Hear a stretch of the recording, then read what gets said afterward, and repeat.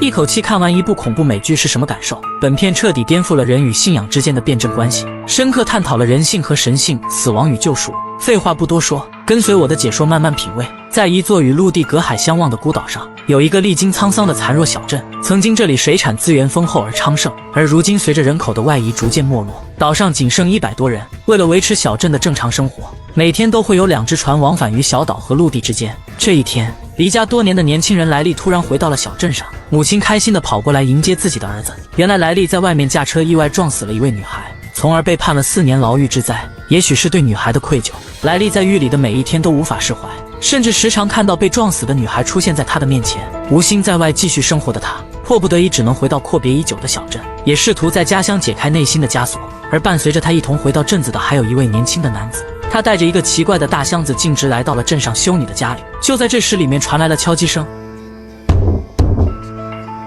男子犹豫了下，便打开了它。也从这一天开始，小镇似乎打破了久违的安宁。夜幕来临时，几个年轻男子来到野外喝酒聊天，在气氛的烘托下，他们开始讨论着镇上的离奇传说。突然一阵惨烈的猫叫声传来，他们还以为是野猫在打架。男孩无意中看了一眼，不知道是不是男孩看错了，那双在夜幕中发光的眼睛已然消失。等这群男孩们离开后，只见一只猫悄悄地来到了同伴的身边，而他的同伴似乎已经死亡。也就在这时，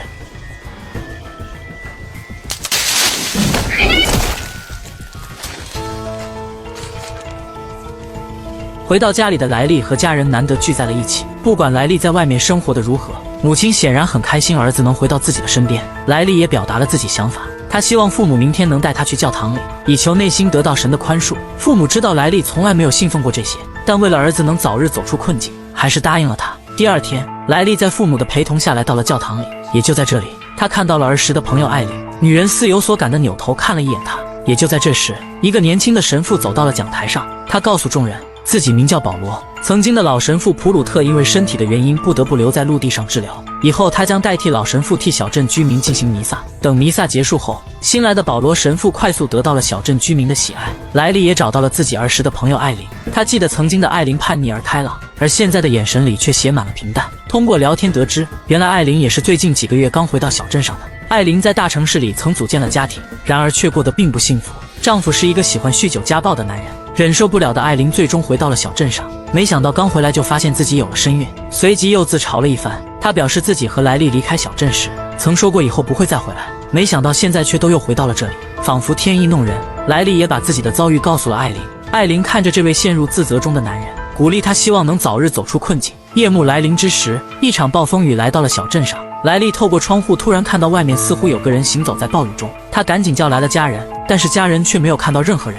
莱利表示那个人像极了镇上的老神父普鲁特，家人纷纷表示不可能，因为白天新来的保罗还说他在遥远的陆地上治疗身体。为了证明自己没有眼花，莱利直接追了出去，他大声地呼喊着对方，对方似乎看到有人追来，便赶紧朝前方跑去。伴随着闪电的轰鸣声，莱利最终失去了对方的身影。难道自己看错了吗？对方或许只是路过的居民。莱利赶紧回到了家里。第二天一早，风雨将整个小镇狠狠地摧残了一遍，成群的海鸥飘荡在天空，似乎庆祝着劫后余生。然而当莱利一家来到海边时，却发现这里布满了很多猫的尸体。如此诡异的一幕迅速惊动了整个小镇，人们检查后发现，猫的脖子似乎被某种动物咬断了，有人猜测是某种鲨鱼或者鱼鹰袭击了它们。为避免产生疾病传染，他们得把这些尸体都烧掉。另一边，保罗来到了镇上女医生格宁的家里，他表示听说其母亲因为身体的原因而无法参加弥撒，自己特意前来为她进行弥撒。走进屋里后，垂暮的老人将保罗认成了老神父普鲁特，女儿格宁赶紧解释了这是小镇新来的神父。等格宁离开后，保罗犹如老友一般怜惜地看着女人，然后给她喂了所谓的圣水，并对女人说这是神的恩赐。而莱利自从回来后也没有了任何的目标，在这个小镇上没有烦闷的工作，岛上的每个人都活得自在。或许这就是养老的好地方吧。看似与世无争，但似乎并不适合真正有理想的年轻人。走在路上，莱利遇到了艾琳，两人相互问候，聊起了曾经小时候的点点滴滴。晚上睡觉的莱利梦到自己孤独地坐在小船上，被自己撞死的女孩也出现他的脑海里，他犹如梦魇一般时刻伴随着莱利。而小镇的外面似乎有一个诡异的身影正盘旋在天上。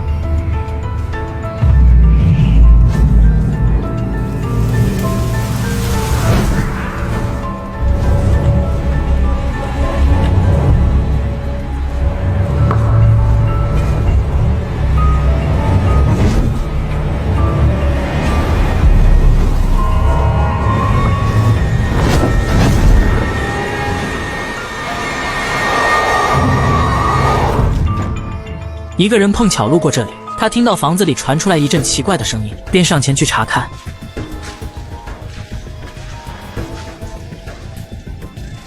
Hello? Somebody there?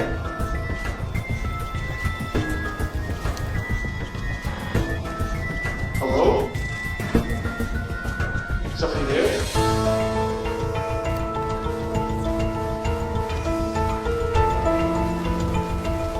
以为是小镇上的人故意给他开了个玩笑，哪知道对面一双卡姿兰大眼睛正注视着他。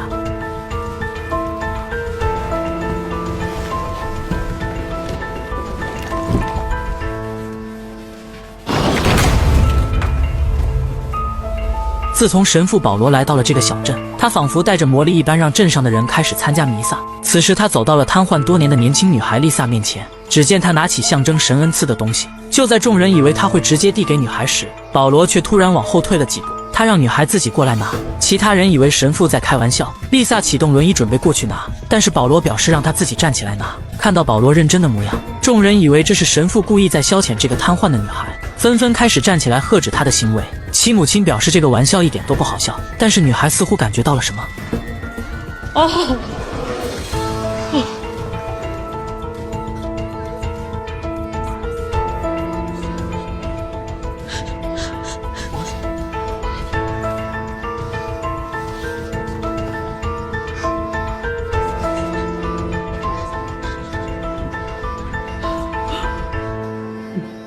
保罗的这一行为彻底征服了现场的人，众人不可思议地看着这一切。难道他真的是神的使徒吗？父母赶紧带着丽萨来到了女医生格宁这里。通过格宁的检查发现，丽萨的身体现在只是普通的脊椎损伤，通过慢慢康复，她会很快像正常人一样走路。但是格宁又表示很诧异，明明丽萨已经半身不遂了，为何突然会慢慢好了起来？丽萨的父母说这是神的恩赐。等他们走后，格宁来到屋里，却发现自己的母亲竟然不在床上。他听到楼上的动静，便赶紧跑了上来，看到母亲正在2楼的房间内。他不明白自己的母亲是怎么上来的，明明已经卧病多年。自从昨天神父保罗来过后，仿佛母亲真的受到了神的恩赐。从这以后，镇上的人纷纷慕名寻求神的恩赐。修女告诫大家先不要反应过度，要相信神父会给大家带来希望。而莱利也找到了保罗，本身他并没有对神的信仰，保罗似乎也知道他的遭遇，本以为他是过来寻求帮助的，没想到莱利直接询问保罗是否早就知道丽萨能站起来。他认为或许丽萨本来就快要康复了，正巧碰到了这件事，才让众人以为是神父治好了他。保罗没想到莱利是来质疑他的，他表示自己并不在乎虚名，他只想帮助小镇的居民而已，而他也不知道该怎么回答莱利。莱利因为自身的遭遇，他其实也希望这是神的恩赐，也许只有这样，自己或许也能得到救赎。但是长期的唯物主义又让他觉得一切只是巧合。不管怎么说，小镇上的居民已经相信这位新来的神父就是代表着神的旨意。来教堂弥撒的人更多了，莱利也开始尝试加入其中。闲暇之余，保罗依然会来到格宁的家里，为他年老的母亲进行弥撒，而这位老人竟然可以独立的上下楼梯了。自此以后，腿好的丽萨和莱利的弟弟开始约会，而莱利也为艾琳即将出生的小孩打造了小床。莱利的父母开心地跳着舞蹈，仿佛还要为莱利再造个弟弟，一切都好像朝着好的方向发展。然而这天，正在主持弥撒的保罗突然间晕倒了，众人纷纷站起担心神父的身体，他们以为神父这段时间劳累所致。然而等神父清醒过来后，众人已经离去，他静静地来到了忏悔室里，对着上帝开始忏悔自己的行为。他表示自己撒谎了，但这一切都是为了小镇上的人好。原来他就是那个老神父普鲁特。当年自己和教区里的旅游团前往耶路撒冷朝拜时，由于年龄已大，加上老年痴呆的症状，让他时常迷路在路过的地方。周围的人并不清楚他的状况，以为他只是不熟悉路而已。他不敢告诉周围的人，害怕失去神父的职责，但他似乎也感到了自己的大限已至。他准备等朝拜结束后，待在陆地上治疗身体，直至死去。但是有一天，在前往大马士革的路上，他又和其他人走散了。自己糊涂的意识并不清楚自己走失了。一场风暴袭来，让他迷失在了沙漠中。也就在这时，他看到了一片古迹。为了躲避狂风，他颤颤巍巍地走进了黑暗的洞里。这里没有光亮，每一步踏入仿佛都是虚无。等他划着一根火柴观察四周时，突然看到了一双明亮的双眼，他吓坏了。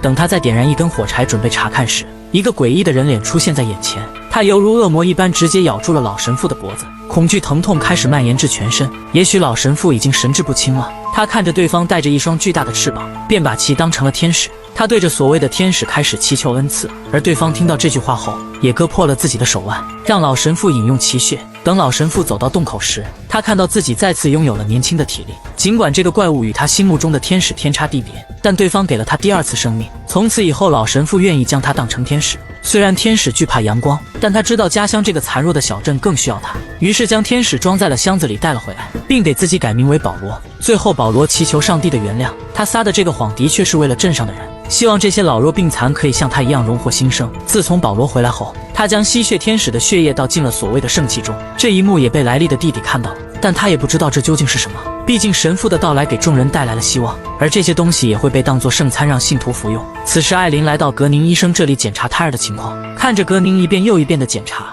艾琳询问胎儿的情况如何，但格宁似乎发现了不对劲的事，他告诉艾琳他肚子里的孩子消失了。听到这里的艾琳表示不明白这是什么意思，格宁也感到匪夷所思，为什么突然就消失了？他表示自己会送个血样到陆地上检查一下，然后也会让他们和艾琳联系，或许那里的仪器能查出具体的原因。不过看起来似乎是流产了。艾琳不相信自己的孩子怎么突然就没了，她询问自己的孩子去哪了，但格宁也不知道该怎么安慰她。瘫痪多年的丽萨双腿恢复后，她来到了镇上大胡子乔的家里。原来当年丽萨的双腿是被他无意中击中才瘫痪的，也自从丽萨无法行走后，乔一直都活在自责内疚中。此时善良的丽萨表面上诉说着乔所造成的后果，但到最后也表示愿意原谅他，希望他不要再活在自责中了。听到这里的乔顿时泪流满面，他这辈子唯一对不起的就是眼前的女孩，没想到有朝一日对方能重拾希望站了起来。当莱利再次找到保罗时，此时乔已然坐在了那里。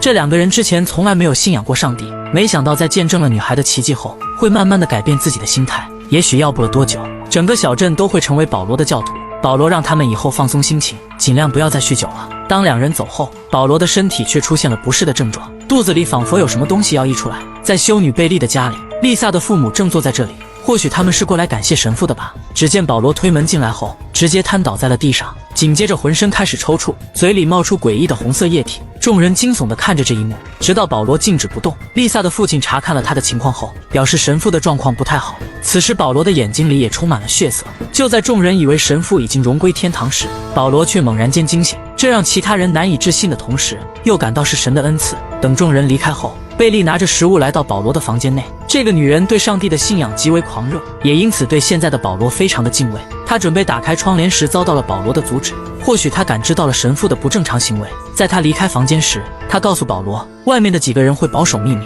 并做好神父的好使徒，但是保罗也应该告诉他们他到底是谁。此时的贝利已经猜到了保罗或许就是普鲁特老神父，他想让保罗证明给大家看，在如此神迹的影响下，或许会有更多的人成为他们的信徒。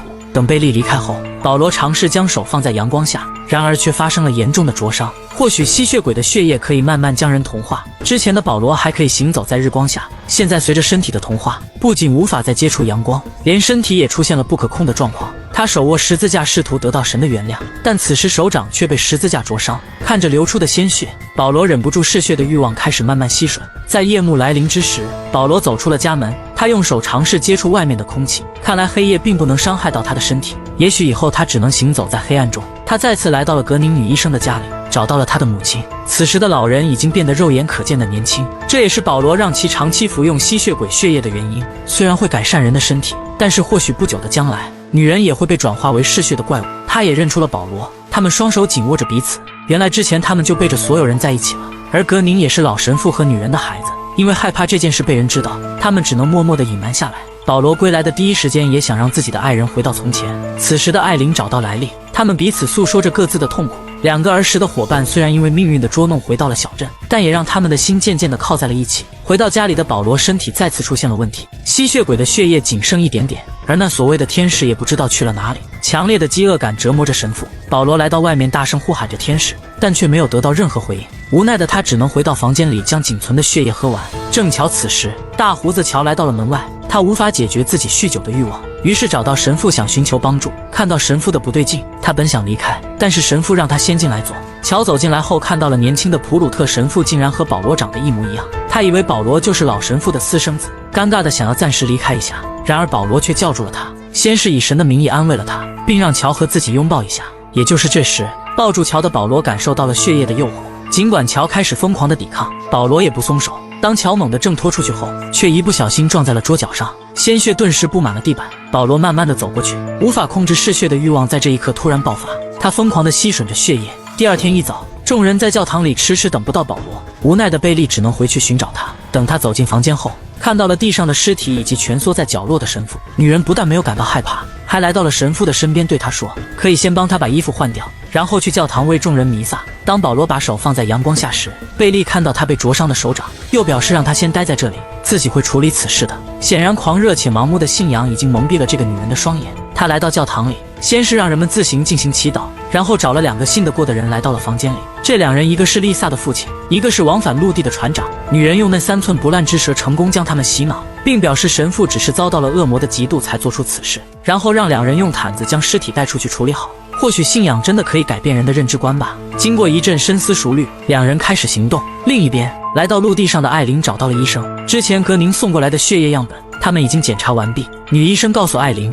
根据检测报告，他们认为艾琳从来没有怀过孕。显然，这番话惊呆了艾琳。她之前在小镇上也明明检查过，甚至听到了胎儿的心跳声，怎么突然有了这番结果？她表示自己做过超声波之类的检查，就连镇上的女医生格宁也可以证明。但是女人却表示他们不会弄错的。艾琳目前的身体并没有怀孕和流产的任何症状，她完全是一个年轻又健康的女人。这番话显然让艾琳彻底懵了。另一边，保罗在教堂里来回踱步，他心里呼喊着天使的到来。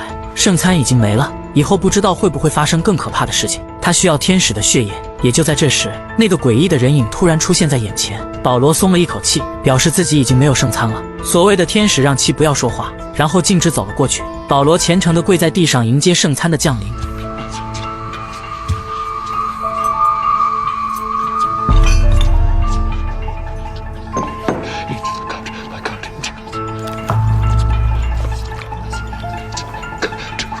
此时莱利也来到了这里，他看着打开的大门，直接走了进去，也看到了如此诡异的一幕。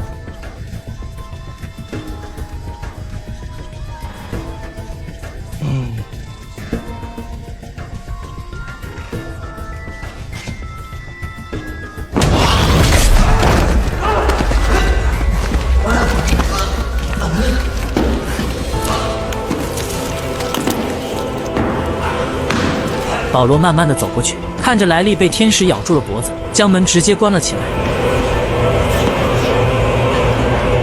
格宁不敢相信地看着自己的母亲，这位年迈的老人竟然变得快要比自己年轻了。母亲表示要和他一起去参加早上的弥撒。小镇居民此时都聚集在了教堂的外面。大胡子船长和丽萨的父亲告诉众人，因为保罗神父身体的原因，以后弥撒的时间改为晚上。也就在这时，丽萨的母亲看到了不可思议的一幕，原来是格宁和其母亲也走了过来。看着老人回到了年轻的状态，丽萨的母亲显得很是激动。也许其丈夫已经把神父的情况告诉了她。当神迹出现在眼前，没有什么能比这更有说服力。另一边，迟迟联系不到莱利的艾琳先是找到了莱利的家里，但是莱利的母亲并不知道儿子去了哪里，他已经一夜未归了。于是艾琳来到了码头，她询问莱利的弟弟有没有见到哥哥，这边好像也没有他的消息。莱利的弟弟将此事告诉了父亲，父亲也大为恼火，毕竟这个大儿子自从出了那场车祸，一直都是浑浑噩噩的状态。艾琳眼看怎么都找不到莱利，她直接来到了警局，找到了警长，将莱利失踪的事告诉了他，并表示之前莱利因为想不开曾想过自杀。而警长也表示最近镇上的确有点奇怪，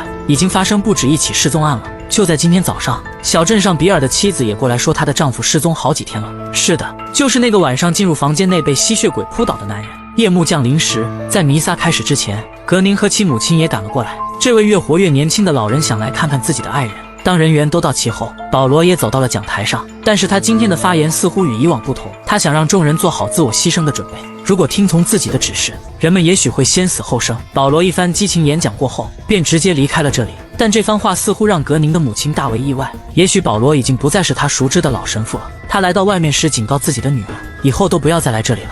神父的这番言论已经背弃了真理。另一边，正在熟睡中的艾琳忽然听到了敲门声，打开门后发现是莱利。她愤怒地质问莱利一天都去哪了，怎么都联系不上他。但莱利却问他是否还记得他们离开小镇时的约定。曾经他们说过要坐小船去大海中看日出。莱利希望艾琳现在能陪他去等日出。当两人坐着小船来到大海上，莱利表示自己要给他讲一个故事。也许这个故事艾琳不一定相信，但是希望他能够听完。原来就在昨天，莱利被吸血鬼咬断了脖子。事后保罗帮他矫正了头部，并将吸血鬼的血液喂食了他。莱利也顺理成章地变成了吸血鬼。此时他害怕极了，尽管保罗希望他能坐下聊聊，但是莱利却直接冲了出去。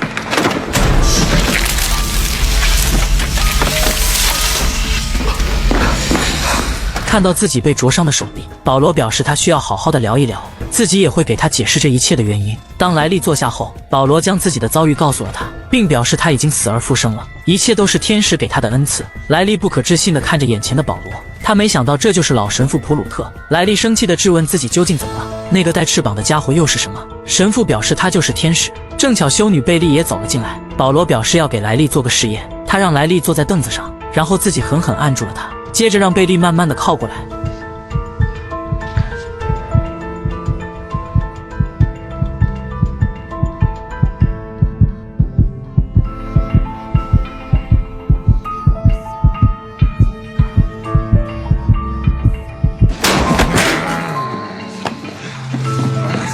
冲动的嗜血欲望似乎让莱利明白自己已然变成了怪物，但是神父却告诉他，这是天使给予的力量，它让你变得年轻强壮，身体得到了滋养，人会变得很纯粹。接着神父开始询问莱利的感觉，但莱利却表示自己只有愤怒。显然这番话激怒了保罗。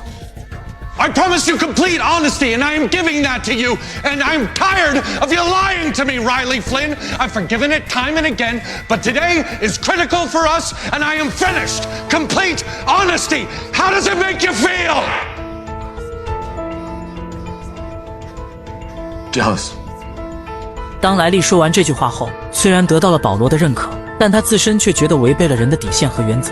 即使得到了永生，但却是建立在别人的痛苦上，这与他多年来的心结是一样的。过了不久，贝利端着一碗鲜血来到了莱利面前，他们想亲眼看见莱利站在他们这边，而莱利也控制不了自身，他将鲜血一饮而尽。普通人如何能抵挡住这种嗜血的欲望？在夜幕来临时，莱利来到了外面，他看到了吸血鬼眼中不一样的世界，灯光仿佛被点燃了一般，散发着阵阵光晕。他来到海边，仿佛开了光的双眼看到的也是覆盖在海上的光芒，就连天上的星星也是如此。当故事讲完后，莱利告诉艾琳，他想让艾琳划着船去陆地上，永远不要回来。但他知道艾琳不会这样做，也知道艾琳不相信自己的话，莱利只能让他亲眼看见。虽然这有点自私，但是莱利希望他能逃走。最后莱利说出了心里的那句话 I love you, Aaron Green.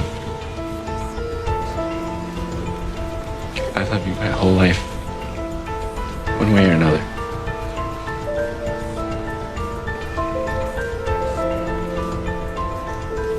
I love you too. I did my best.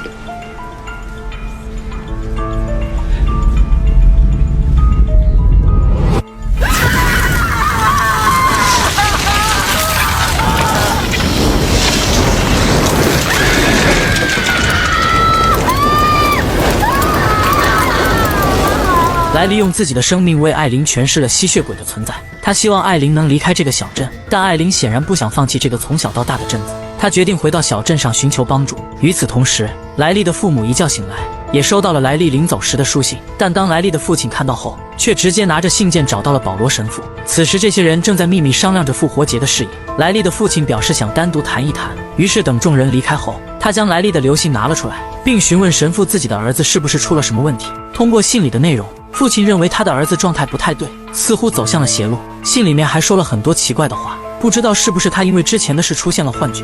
保罗明白莱利或许不会再回来了，他安慰莱利的父亲说莱利或许前往陆地了，之前自己也确实经常和他交流，并试着打开他内心的枷锁。接着保罗让莱利的父亲不要多想，要相信上帝。另一边，艾琳找到了女医生格宁，她将自己看到的一切都告诉了这个女人，并且认为自己是不是出现了幻觉。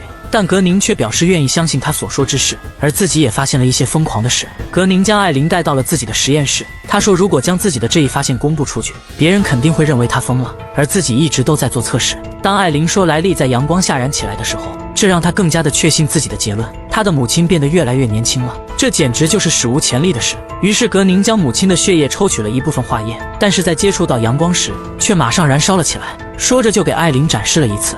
Insane.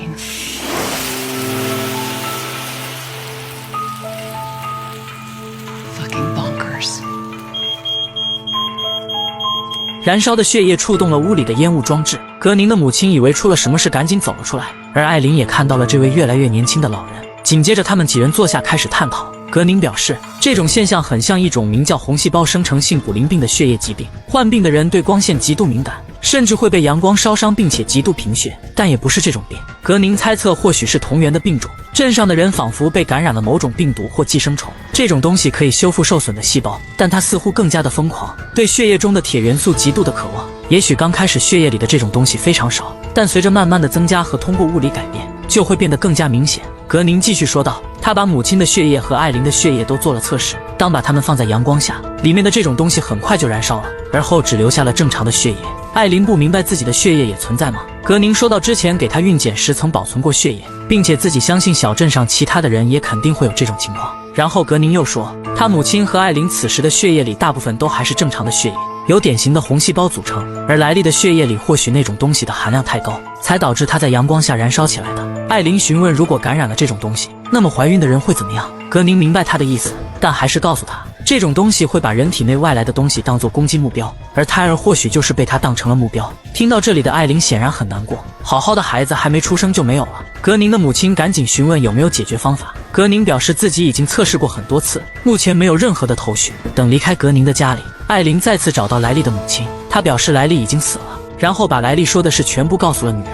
但是莱利的母亲却以为艾琳疯了，她把艾琳骂了一顿，然后直接赶走了。而格宁也找到了警长，他将自己的测试和莱利的事都说了出来。因为莱利的名声不是很好，而且没有眼见为实，警长并不相信他。没办法的几个人来到了码头，但却发现往返陆地的船已经不见了。看来有人要阻止人们离开小镇，毕竟今天晚上就是复活节弥撒的时间。夜幕降临时，丽萨的父亲和大胡子船长将镇上的信号塔也关闭了，他们不想在弥撒之前出现别的变故。此时艾琳几个人正在讨论如何离开这里，但是小岛距离陆地太远，他们无法依靠普通的小船前往那里。今晚所有的人都会去参加弥撒，艾琳决定自己也要去。她虽然不知道会发生什么，但是莱利的牺牲让艾琳决定做点什么。过了不久，贝利领着一群信徒走了过来，他们举行着盛大的仪式来迎接这场盛典。艾琳和格宁几个人对视了一眼，决定一起前往教堂看看，于是他们也加入了其中。随着越来越多人的加入，整个队伍朝着教堂的方向慢慢前进。黑暗中，那燃烧的蜡烛像一个个小小的火炬，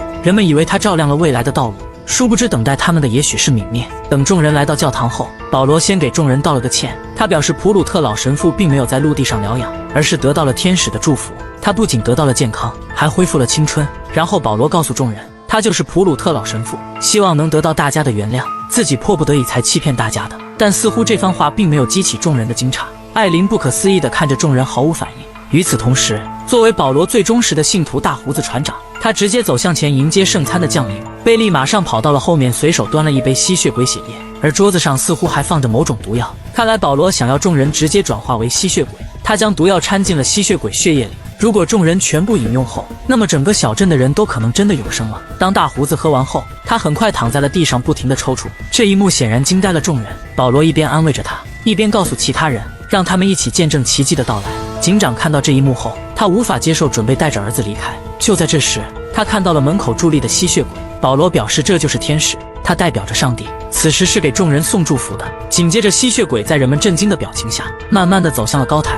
他来到讲台上，便直接展开了那双巨大的翅膀。保罗还在歌颂着天使的伟大，正巧大胡子也醒了过来。保罗继续忽悠大家，奇迹已然降临，希望更多人的加入。丽萨的父母不顾女儿的害怕，冲过去帮忙端起了毒血，他们开始分发给每一个人。丽萨的母亲亲手给女儿端了一杯，其他人看着那可怕的天使，似乎还没有缓过神就被端了一杯。保罗大声地表示这是神的恩赐，只需要一点点的勇气，他们就可以获得永生。警长实在听不下去了，他带着儿子再次准备离开，但是儿子似乎并不想走，他挣脱了父亲的手臂。保罗赶紧上前表示他不应该剥夺儿子救赎的机会。警长随即掏出了武器，他不允许别人伤害他的儿子，但是却遭到了其他人的制止。一些人趁他不注意直接按倒了他，武器也掉到了地上。贝利赶紧出来接着忽悠，并恭喜警长的儿子选择了正确的道路。警长亲眼看着自己的儿子饮用了毒血，随后其他人也开始饮用。艾琳和格宁试着阻止一些人，但是别人哪能让他们挡住了永生的希望。而后整个教堂开始混乱起来。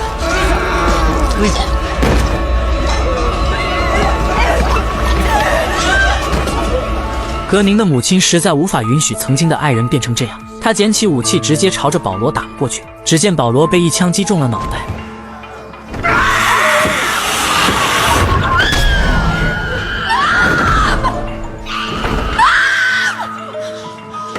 贝利看到保罗被击倒在地，他让大胡子赶紧把门关上。他走到警长面前，准备以神的名义来惩罚他。但是大胡子看着他双手沾上的血液，嗜血的欲望似乎被激了起来。紧接着，那些饮用过毒血的人开始慢慢复活。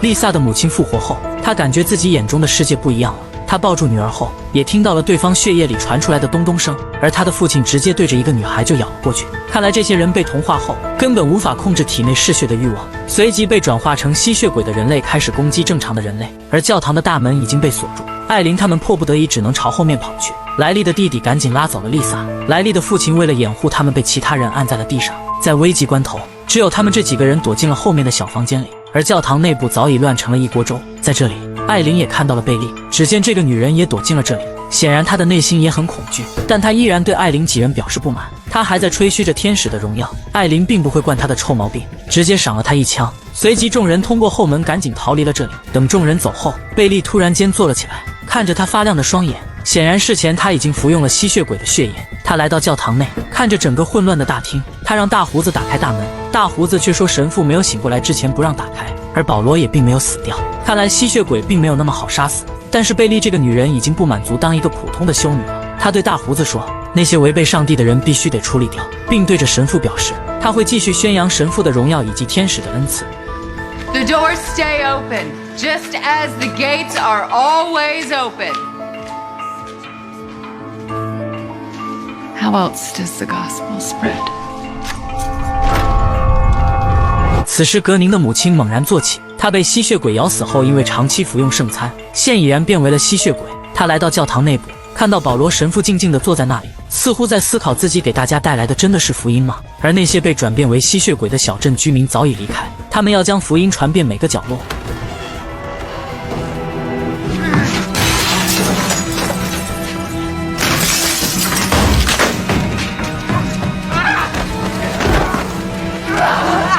一场残忍的屠戮悄然进行，这群嗜血的怪物疯狂地袭击镇上每一个正常的人类，他们根本无法控制自己。莱利的父亲走在路上看着这一切，虽然他也被转变成了吸血鬼，但他并不愿同流合污。艾琳和其他幸存的人躲在房间里，商议他们该如何离开这个地方。莱利的弟弟表示自己有个独木舟，但是却坐不了那么多人，而艾琳却发现了一个可怕的问题。镇上有一些渔民，他们如果乘坐自己的渔船前往陆地，那么后果可能会无法想象。于是众人决定先去烧毁那些船只，顺便把教堂也一并毁掉。就在这时，一瓶火油被扔了进来，贝利和大胡子已经来到了外面。女人大声呼喊来给众人送福音了，希望他们不要不识好歹。为了给众人打掩护，莱利的母亲决定自己留下来拖延时间。等众人离开后，她拿着一把刀子来到外面，先是嘲讽了一下贝利这个女人。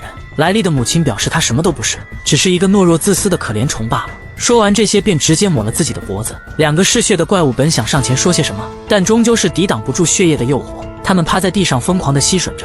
另一边，保罗告诉自己的爱人，当他被赐予第二次生命时，他感觉自己找到了真正的希望，也许以后再也没有死亡了。他想让自己的爱人也恢复健康的身体，让小镇其他的人再也没有生老病死，才将自认为的天使装进了箱子并带了回来。为此甚至撒了很多谎，就连自己的女儿格宁也不敢相认，自己从来都没有觉得这是罪恶。但是现在的一切却与自己预想的一点都不一样，他不知道人们的选择究竟是对还是错。女人安慰保罗，她说我们无权干涉孩子们的生活，就像我们的女儿，她长大了，而我们衰老了，就应该是这样的呀，这才是生命中的真理。听到这里的保罗也似乎想通了一切，原来自己苦苦追寻的神迹不过是遵循生命的延续罢了。此时艾琳几个人来到了码头，他们将油淋到了所有的渔船上面，紧接着一把火点燃了他们，绝不能让任何一个怪物前往陆地。丽萨和莱利的弟弟躲进了一个房间里，竟然看到那个吸血鬼正在吸人血液。丽萨连开数枪，对方都毫无反应，他对鲜血的渴望似乎已经超出了一切。两人赶紧将油洒在了他的身上，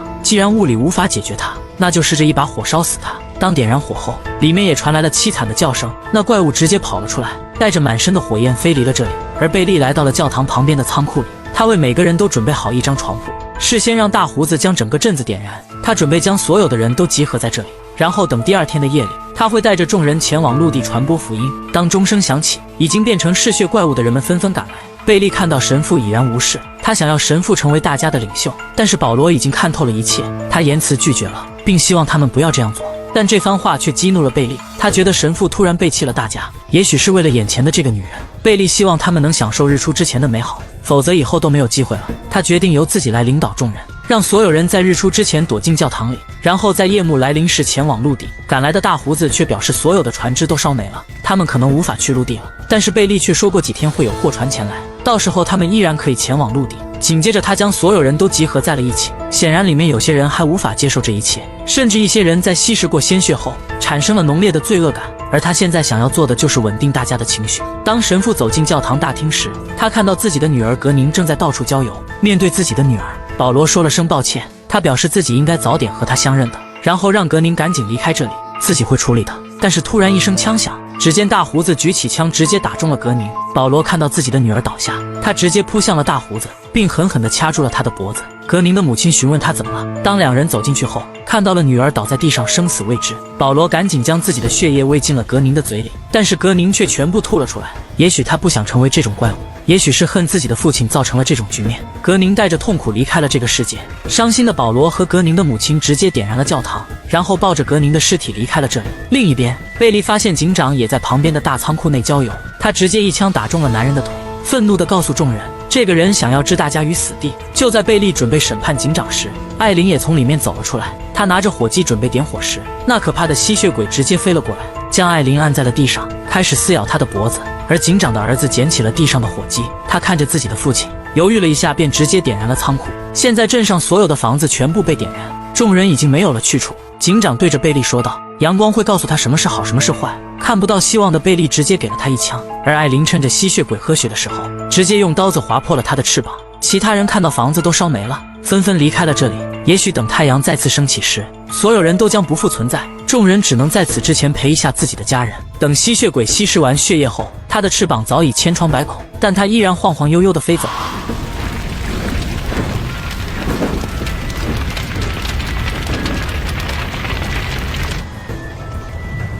There.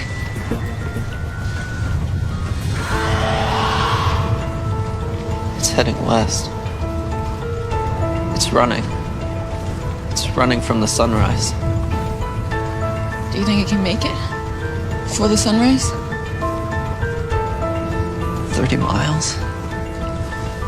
I mean, that thing can barely fly it. No, I don't think it can.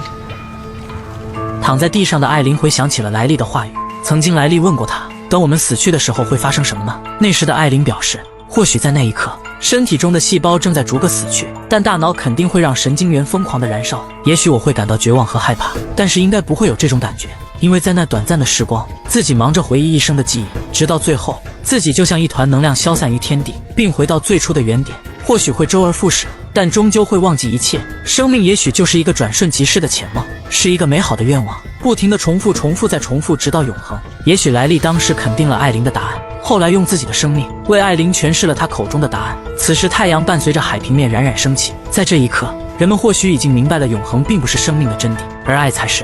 众人纷纷陪在家人的身边，吟唱着爱的歌曲，等待着死亡的降临。纵使贝利心有不甘，他依然逃不掉命运的使然。在阳光照射到小岛的那一刻，人们随着身体的燃烧完成了自我救赎。